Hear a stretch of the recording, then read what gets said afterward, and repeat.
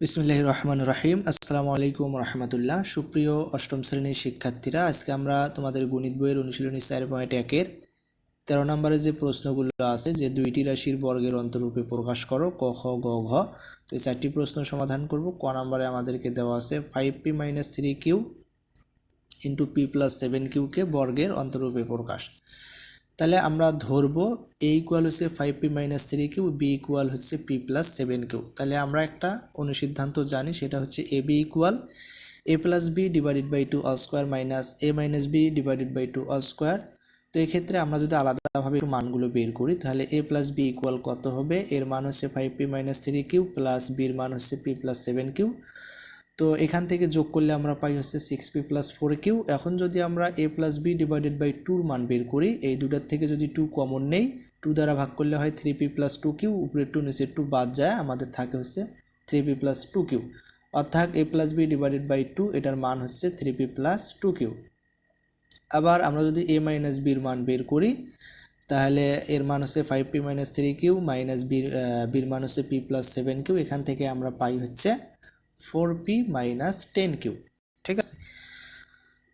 তো এখন বিষয়টা হচ্ছে আমরা a - b ডিভাইডেড বাই 2-র মান বের করব। এই দুটার থেকে যদি 2 কমন নেই, তাহলে উপরের 2 নিচের 2 বাদ যাবে, আর 2 দ্বারা 4p-কে ভাগ করলে হবে 2p, আর 2 দ্বারা -10q-কে ভাগ করলে হবে -5q।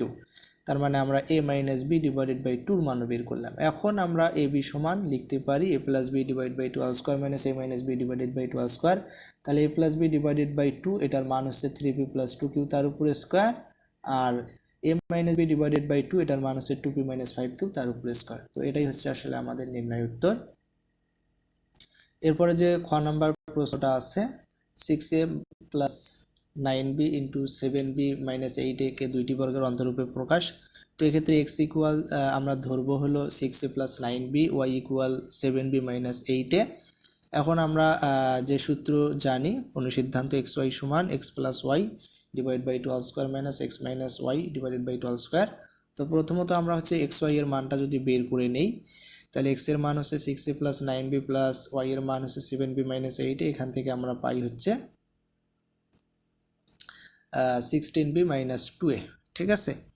এরপরে হচ্ছে আমরা যদি x + y ডিভাইডেড বাই 2-র মান বের করি, তাহলে এই দুটার থেকে যদি 2 কমন নেই, তাহলে উপরের 2 নিচের 2 বাদ যাবে, কমন নেওয়া মানে ভাগ করা, 16b-কে 2 দ্বারা ভাগ করলে হবে 8b, আর -2a-কে 2 দ্বারা ভাগ করলে হবে -a। অর্থাৎ আমরা এখান থেকে পাই হচ্ছে 8b - a।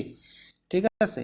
এরপরে আমরা যদি x - y এর মান বের করি, তাহলে x এর মান হচ্ছে 6a + 9b মাইনাস y এর মান হচ্ছে 7b - 8a। তো এখান থেকে আমরা পাই হচ্ছে 14a + 2b। এখন যদি আমরা x - y ডিভাইডেড বাই 2-র মান বের করি, তাহলে এই দুটার থেকে যদি 2 কমন নেই, তাহলে উপরের 2 নিচের 2 বাদ যাবে, 2 দ্বারা ভাগ করলে হলো 7a + 2b-কে 2 দ্বারা ভাগ করলে থাকে b, তার মানে 7a + b। এখন আমরা xy এর যে অনুসিদ্ধান্তটা, সেটা হচ্ছে a + b divide by 2 all square minus a - b divide by 2 all square.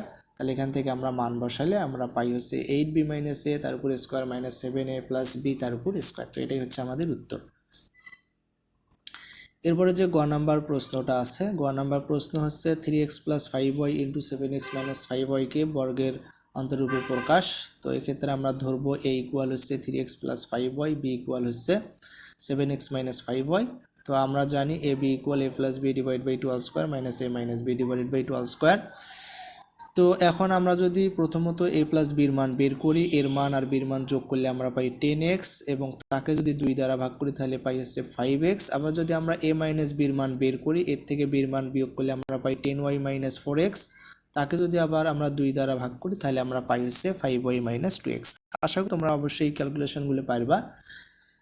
এরপরে আমরা যদি a b-র যে অনুসিদ্ধান্ত, সেখানে যদি প্রয়োগ করি, a + b ডিভাইডেড বাই 2-র মান হচ্ছে 5x তার উপর স্কোয়ার, আর এরপরে মাইনাস, আর a - b ডিভাইডেড বাই 2 তার মান হচ্ছে 5y - 2x তার উপর স্কোয়ার। তো এটাই হচ্ছে আসলে আমাদের নির্ণয় উত্তর। ঠিক আছে। এরপরে যে ঘ নাম্বার প্রশ্নটা আছে, 5x + 13 ইন্টু 5x - 13-কে বর্গের অন্তরূপে প্রকাশ। তো এক্ষেত্রে আমরা সরাসরি a + b into a - b যে সূত্রটা আছে সেটা প্রয়োগ করতে পারি। তাহলে এক্ষেত্রে আমরা a ইকুয়াল 5x, b 12/13 চিন্তা করি, তাহলে a plus B into a minus B সমান লিখতে পারি স্কোয়ার মাইনাস বি স্কোয়ার, অর্থাৎ 5x তার উপর স্কোয়ার মাইনাস 30 তার উপর স্কোয়ার। তো এটাই হচ্ছে উত্তর। তো যদি কোথাও কোনো সমস্যা হয় অবশ্যই আমাদেরকে কমেন্টে জানাতে পারো। পরবর্তী ভিডিওর আমন্ত্রণ জানিয়ে এখানেই শেষ করছি। সবাইকে ধন্যবাদ। আসসালামু আলাইকুম রহমতুল্লাহ।